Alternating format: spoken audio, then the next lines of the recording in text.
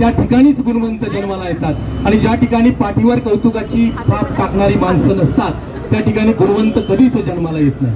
आपल्या सर्वांना माहिती आहे स्वराज्य हे फक्त तलवारीच्या पात्यावर उभं राहिलं का? नाही, तर ते कौतुकाच्या थाप्यावर उभं राहिलं.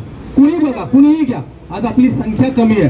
संख्या कमी असली तरी फरक पडत नाही, कारण छत्रपती शिवाजी महाराजांनी अवघे मावळे घेऊन इतिहास घडवलाय आणि आपण देखील कमी असलो पण आपल्यात देखील दम आहे. म्हणून मी सर्वात पहिल्यांदा एक अशा सरदाराची गोष्ट सांगतोय, कहाणी सांगतोय, इतिहास सांगतो की जो आपल्याला माहिती नाही, ज्याचा इतिहासाला गंध नाही. त्याचं नाव आहे रामाजी पांगेरा. नाव ऐकलंय आपण? रामाजी पांगेरा नावाचा सरदार हा छत्रपती शिवाजी महाराजांचा शिलेदार. आणि माहिती आहे छत्रपती शिवाजी महाराजांनी स्वराज्याच्या मोहिमेमध्ये नाशिककडचे अनेक किल्ले काबीज केले.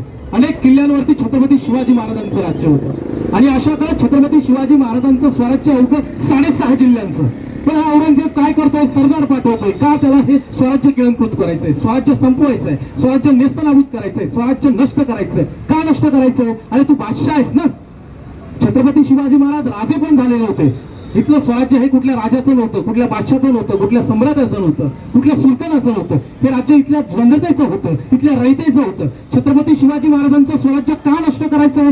ऐकून घ्या, छत्रपती शिवाजी महाराजांचं स्वराज्यच का नष्ट करायचंय? औरंगजेबाला असं म्हणायचंय मला, अरे तू ते इराण घे, अफगाणिस्तान घे, आदिलशाही घे, निजामशाही घे, कुतुबशाही घे, स्वराज्य का घेतोय? अवघड 6.5 जिल्ह्यांपुरतं मर्यादित ना. तुला स्वराज्य काय घेऊ, काय काय मिळणार आहे? परंतु त्याला स्वराज्यच का घ्यायचं? ऐकून घ्या, औरंगजेब त्याच्या हयातीत त्याच्या मृत्यूपत्रात असं लिहितो की इराणचं साम्राज्य हे शापच आहे, इराणचं साम्राज्य हे शापच आहे, अफगाणिस्तानचं राज्य हे दुर्राणीचं आहे, अहमदनगरचं राज्य हे निजामशाहचं आहे, विजापूरचं राज्य हे आदिलशाहचं आहे आणि गोळकोंड्याचं राज्य हे कुतुबशाहचं आहे. पण हे महाराष्ट्रातलं हे 6.5 जिल्ह्यांपुरतं मर्यादित जे स्वराज्य आहे ना, ते कुठल्या राजाचं नाही आहे, कुठल्या सुलतानाचं नाही आहे, कुठल्या बादशाचं नाही आहे, तर ते रयतेचं आहे. आणि ज्या ठिकाणी रयतेचं राज्य असतं ना, त्या ठिकाणची रयतची जनता ही स्वतःचे राज्य टिकवण्यासाठी मरायला आणि मारायला तयार असते.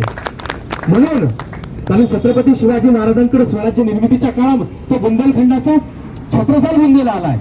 छत्रसाल बुंदेला आला आणि महाराजांना प्रतिसाद करत म्हणाला, राजे तुम्ही जे महाराष्ट्रात करताय ते मला तुम्ही माझ्या प्रदेशात येऊन करून द्या, माझ्या बुंदेलखंडात या आणि माझं राज्य निर्माण करून द्या. तेव्हा ते छत्रपती शिवाजी राजा बुंदेलाला म्हणतात, छत्रसालाला म्हणतात, अरे निघ जा, आणि मी जसं माझ्या राज्यात केलंय ना, माझ्या स्वराज्यात केलंय, इथल्या 18 प्रगत जातीच्या 12 बलुतेदारांना घेऊन मी स्वराज्य उभं केलंय, तूही जा, तुझ्या सारख्या शूरवीरांना एकत्र कर आणि तुझ्या राज्यात तू स्वराज्य उभं कर.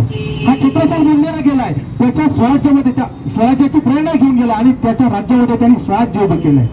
आता ही गोष्ट औरंगजेबाला माहिती आहे.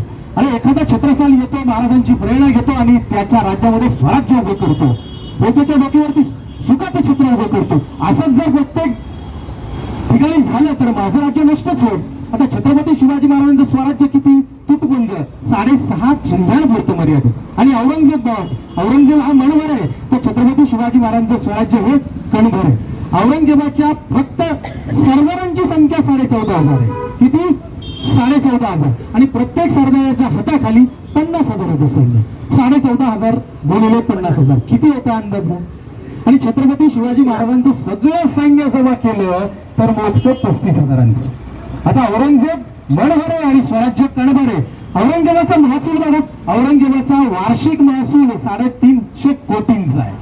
वार्षिक महसूल कितीचा आहे?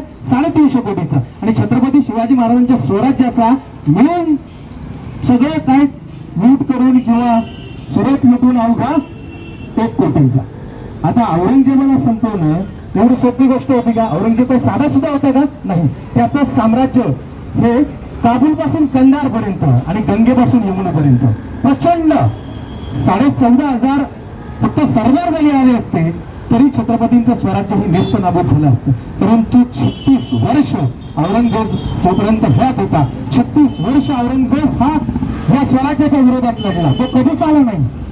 औरंगजेब स्वतः कधीही स्वराज्यावर चालून आला नाही, हे महत्वाचं. तो प्रत्येक वेळेस सरदार पाठवायचा, त्याचा शिलेदार पाठवायचा, परंतु औरंगजेब कधीच आला नाही. त्याला कारण असं होतं की त्याला माहिती आहे आपण एखादा सरदार पाठवतो आणि त्याला छत्रपती शिवाजी महाराज हरवतात, आपण त्या सरदाराला झापतो तरी, बोलतो तरी, आणि आपण जर गेलो आणि त्या शिवाजीने आपल्यालाच हरवलं तर बोलायची घनगड करा.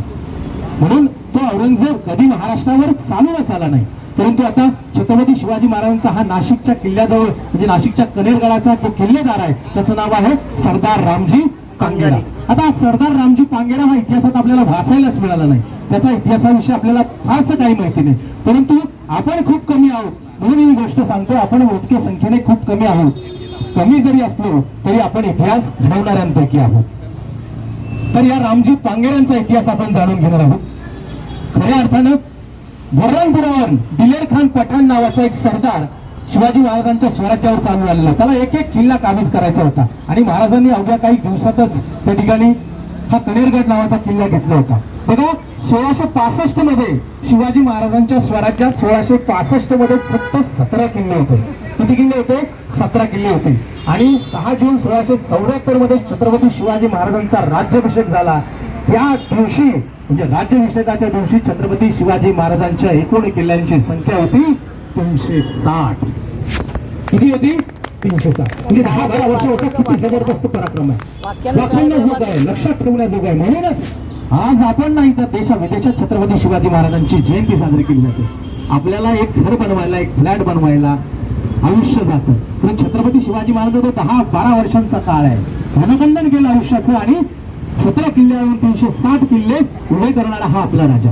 आता हा रामजी पांगेरा हा दिलेर खान पठाण 30,000चं सैन्य घेऊन या कनेरगडावरती चालून आला आणि हा रामजी पांगेरा त्या कनेरगडाच्या पायथ्याशी गस्त घालतो.